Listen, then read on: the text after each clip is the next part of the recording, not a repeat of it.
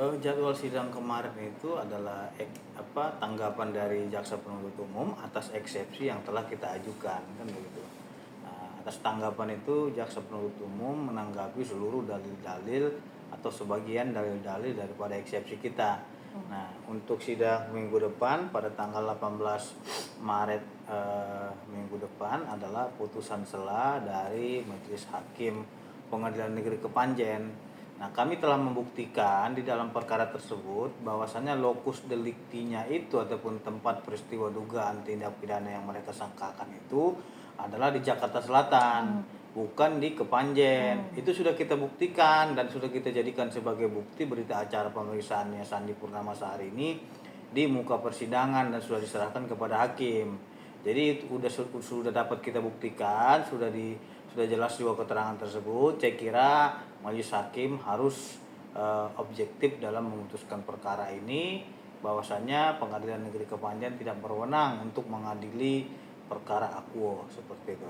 Ya, putusan sela itu adalah membahas terkait dengan syarat formil daripada dakwaan, belum lagi diperiksanya saksi-saksi. Jadi kalau memang syarat formilnya untuk mengadili itu tidak terpenuhi, untuk menuntut ataupun mendakwa itu tidak terpenuhi, maka secara otomatis, secara hukum, dakwaan itu gugur ataupun batal demi hukum dan Isa harus dibebaskan, kan begitu. Nah, belum menyentuh pokok perkara, karena nanti pokok perkaranya itu harus terlebih dahulu diperiksa dulu Nikita Mirjani, diperiksa dulu Dr. Oki, diperiksa dulu dokter detektif, kan begitu.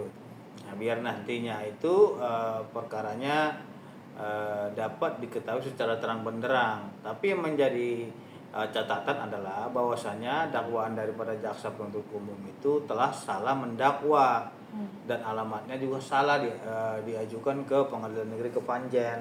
Seharusnya itu dia ajukan itu di Pengadilan Negeri Jakarta Selatan sesuai dengan peristiwa pidana. Masa Anda melakukan dugaan pidana contohnya di Jakarta Timur, kan gitu, pemukulan lah kita kategorikan, memukul di Jakarta Timur, terus yang mengadili Pengadilan Negeri Aceh, kan nggak nyambung gitu loh. Di mana peristiwa pidananya ya di situ diadili, sedangkan peristiwa dugaan tindak pidana ini telah disampaikan oleh Sandy. Kejadiannya itu dia melihat di Kemang, Jakarta Selatan. Jadi nggak ada di situ yang yang menjadi kewenangan relatif daripada Pengadilan Negeri Kepanjen. Akan tetapi itu merupakan kewenangan daripada Pengadilan Negeri Jakarta Selatan. Maka dari itu sesuai dengan hukum ya ini harus dibatalkan dakwaan itu gitu. Seperti itu. Ya, berdasarkan bukti yang ada, bukti itu kan menunjukkan bahwasanya ada dasar ataupun data dan fakta bahwasanya keterangan daripada Sandy ini menyampaikan dia melihat peristiwa dugaan tindak pidana itu ketika ia berada di Kemang, Jakarta Selatan. Maka dari itu gak mungkin dong ya dia melihat di Kemang, Jakarta Selatan itu Pengadilan Negeri Kepanjen yang mengadili. Nah, kalau bicara optimisnya tentu kita optimis melihat daripada bukti yang telah kita ajukan ataupun bukti awal yang telah kita serahkan kepada hakim. Bukti permulaan ini telah kita ajukan.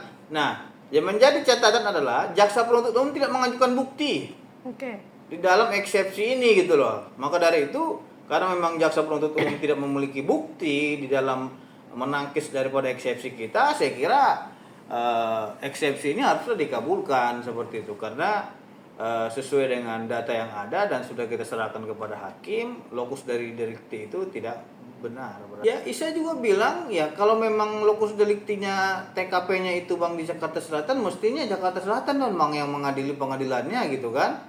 Ataupun Polres Jakarta Selatan ataupun Polda Metro Jaya, dia aja yang awam hukum ataupun tidak mengerti hukum ya, mengetahui peristiwa dugaan tindak pidana di mana dilakukan ya di situ yang mengadili wilayah hukumnya, bukan malah peristiwanya di Jakarta Selatan malah yang mengadili Kepanjen, kan nggak nyambung ini. Kalau begitu nanti besok-besok jaksa berasumsi di mana-mana siber bisa diadil, wah ini bahaya nih, ya kan? Nanti terjadinya itu di Papua. Kamu prosesnya itu di Padang Lawas sih nggak bisa juga. Jadi harus sesuai dengan TKP yang ada, sesuai dengan lokus delikti di mana kejadian itu, maka wilayah hukum itulah yang berwenang untuk mengadili pejabat setempatnya gitu loh, bukan sesuka-suka kita di sini aja lah, karena memang tempat tinggal saya di sana, berarti saya mengadilinya di arah wilayah tempat tinggal saya aja gitu. Nggak mungkin seperti itu gitu. JPU-nya saya lihat juga nggak konsisten, abu-abu ya. Karena apa?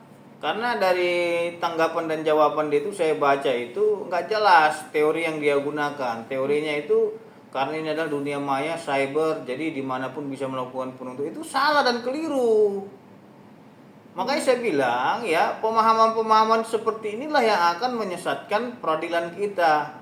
Seharusnya kalaupun seumpamanya kita mau objektif, kita harus mengikuti aturan hukum yang ada. Aturannya di mana? Tanya itu pelapornya, kamu lihatnya di mana peristiwa dugaan tindak pidana ini, Sandy? Gitu seharusnya tanya ke Sandy-nya. Sandy bilang di Kemang, Jakarta Selatan. Ya, laporkan ke Polres Jakarta Selatan, bukan ke Polres Kepanjen ataupun Polres Malang gitu loh. Nah, ini kan udah nggak sesuai lagi. Nah, maka dari itu ya saya kira sesuai dengan asas locus delicti, ini eksepsi harus dikabulkan. Kalau nggak dikabulkan, something wrong. Ada sesuatu yang bermasalah di sini, gitu loh.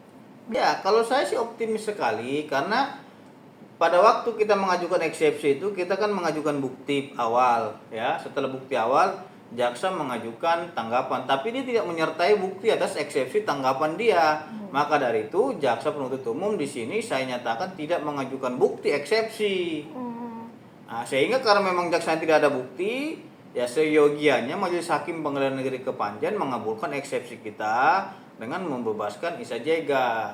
Ini harus menjadi catatan, jangan juga peristiwanya di Jakarta Selatan kita adili di Pengadilan Negeri Kepanjen, ini adalah kesewenang-wenangan. Nggak boleh seperti itu. Kita harus taat hukum. Nggak bisa sesuka-suka kita, ya udah karena di dekat rumah saya adili aja di sana gitu. Nggak bisa seperti itu gitu loh. Kita saat ini ingin fokuskan dulu ini ya.